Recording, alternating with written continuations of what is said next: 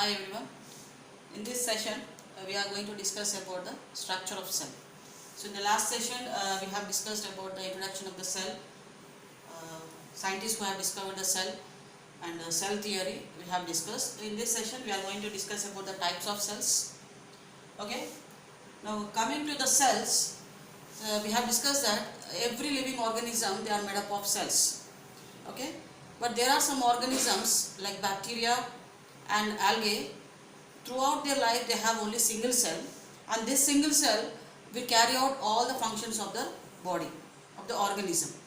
And apart from this single cell organisms, there are some other organisms which have so many number of cells. So that means multicellular, they are called as multicellular organisms. So in multicellular organisms, group of cells will become form organ, and organs will form an organ system, and each of these cells will carry out a specific task in them, specific function in this multicellular organisms.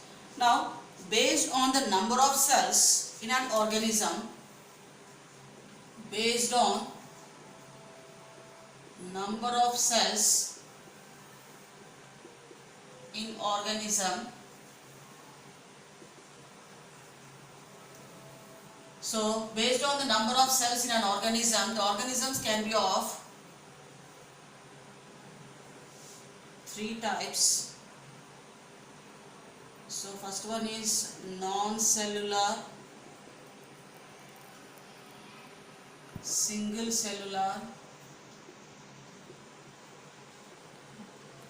and multicellular organisms. So this classification is based on number of organisms.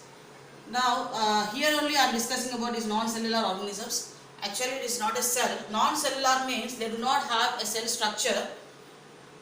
They behave both like living things and non-living things. The best example for this is virus. All the virus comes under this non-cellular organisms because they do not have any cell structure.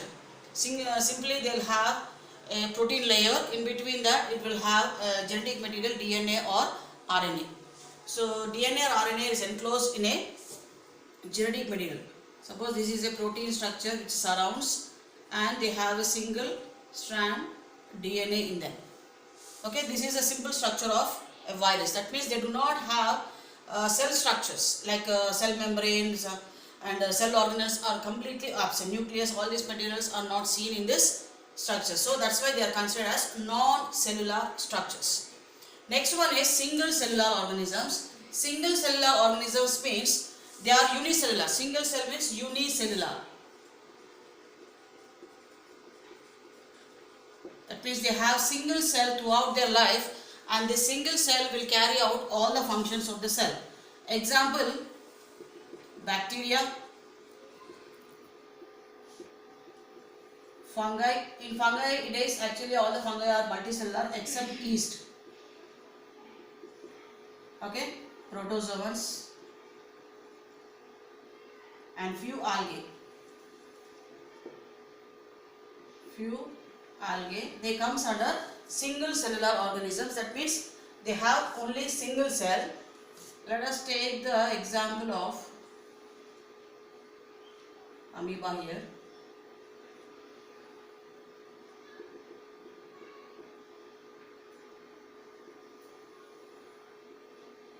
So it is a single cellular organism. Okay, so throughout its life it has a single cell, and this single cell will perform all the functions of it of the organism, like respiration, excretion, reproduction. Everything is carried out by the single cell only. Next one is multicellular organisms. That means organisms which have more than two cells in body, they are considered as multicellular organism.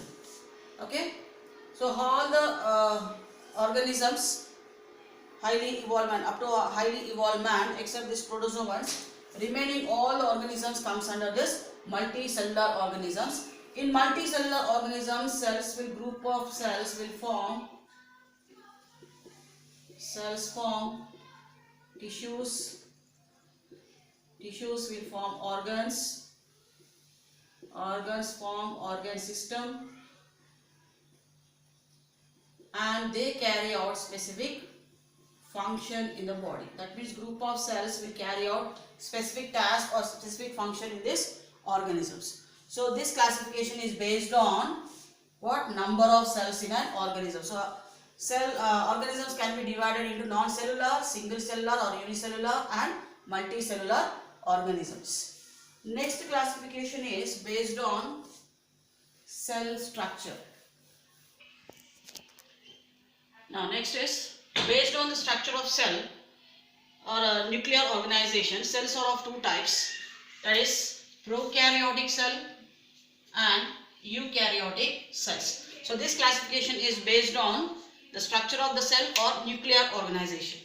Now coming to prokaryotic cells, pro means primitive. Pro means primitive and karyon means nucleus. That means these organisms do not have a well-defined nucleus or they have primitive nucleus.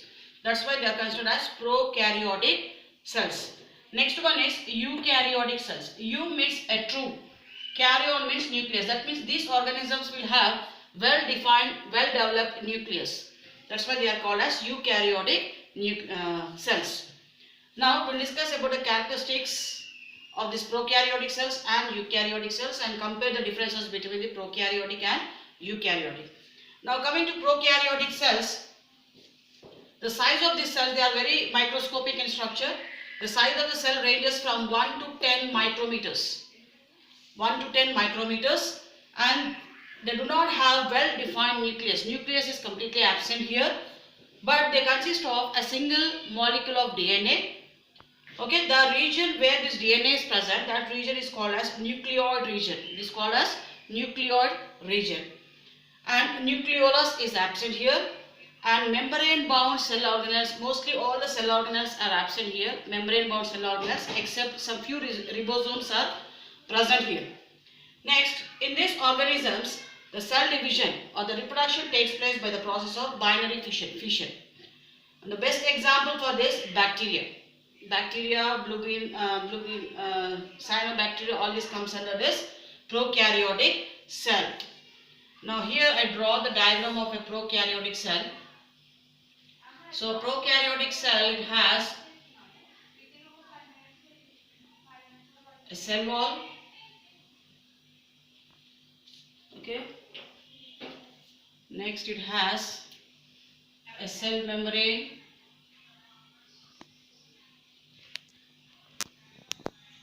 Cell membrane, and it has a single strand, a single molecule of DNA. Okay, this is cytoplasm.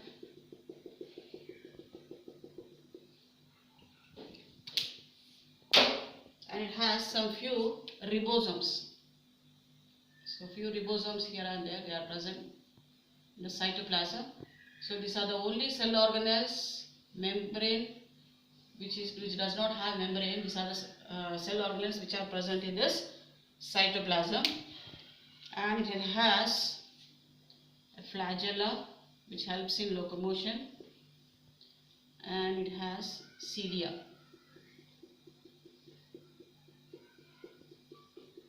So this is the structure of a prokaryotic cell.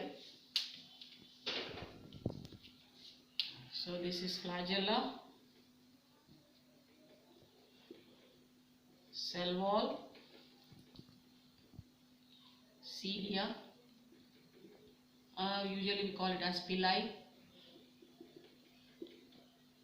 Next, this is cell.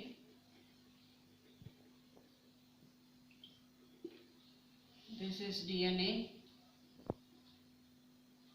ribosomes, and this is cytoplasm.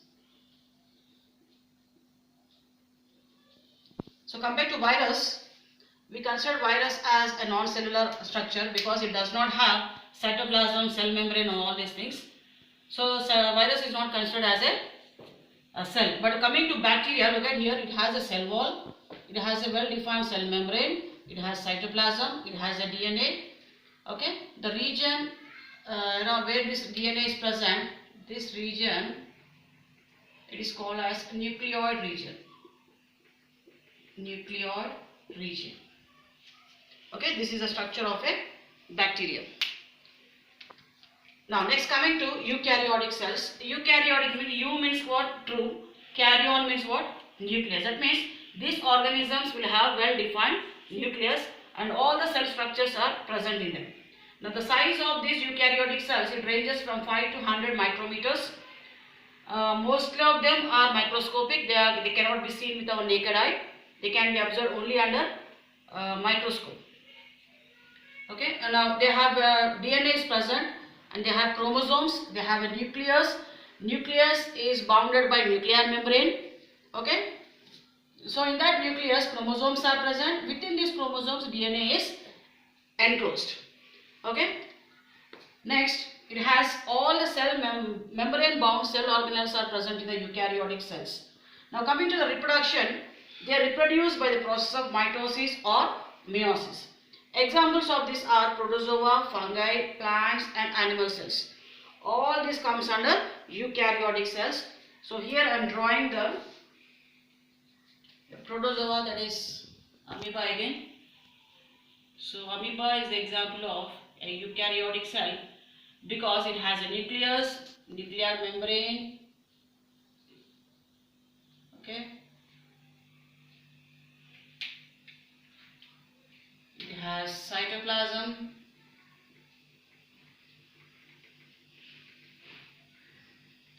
and it has cell organelles like contractile vacuole, food vacuole.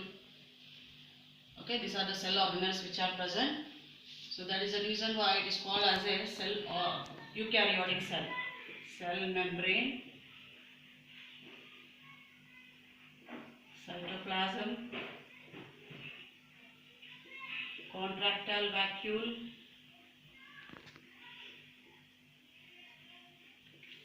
food vacuole, a well-defined nucleus. So since all these parts are present in the cell, it is an example of eukaryotic cell. So these are the basic differences between eukaryotic cell and prokaryotic cells.